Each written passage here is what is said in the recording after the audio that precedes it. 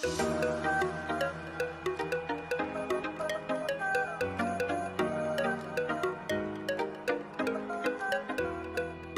guys! Once again, welcome na naman po sa ating YouTube channel. So ito na naman po ang inyong Shy na Sha Vlog. So since na nag-share na naman tayo ng mga experience sa ating YouTube channel, para naman kahit paano ay nakakatulong sa ating mga small YouTubers, small content creator. So ang topic natin ngayon is kung paano natin i-handle yung mga nagko-comment ng negative sa ating mga YouTube channel. Personally, na-experience ko po talaga yun kasi katulad po ng sinasabi ko, normal lang naman po yun as a content creator.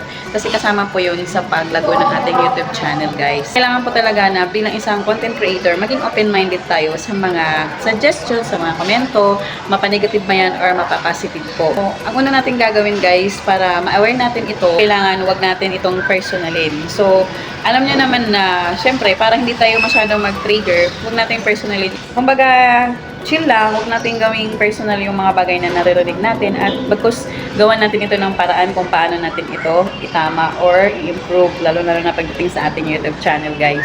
Kasi tulad ng sinasabi ko is normal lang po talaga yun as a content creator na meron talagang mga mag-comment ng negative sa ating YouTube channel. At isipin nyo naman po, guys, gawin nyo po itong positive na kaya nyo ito ginagawa dahil isa din po ito sa nakakatulong sa pag-angat ng inyong YouTube channel, yung pagtanggap ng mga negatibong komento sa ibang tao. Kalawa, guys, is that makinig at unawain. Of course, ako kayo mag-comment or mag-react doon sa mga comment ng ibang tao, kailangan pakinggan nyo muna kung ano yung mga pinaghuhugutan nila or kung saan galing yung kanilang mga hugot kaya sila nag-comment ng ganun. Pwede naman din kasi nagkamali ka or may mali ka rin or may mga bagay na dapat kang i-improve sa yung sarili or sa inyong YouTube channel. And of course, guys, maging magalang ka pa rin sa pagtanggap ng mga negatibong komento at maging professional ka pa rin.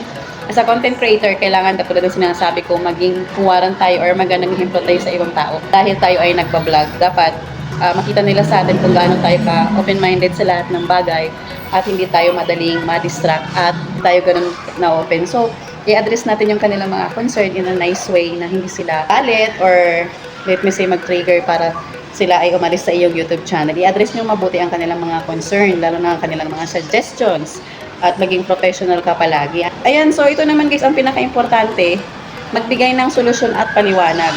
Ayan, so kailangan sa mga comments kasi nila, kailangan maging open-minded tayo at kailangan magbigay tayo ng solusyon na which is nakakatulong sa kanila at maliwanagan yung kanilang pag-iisip.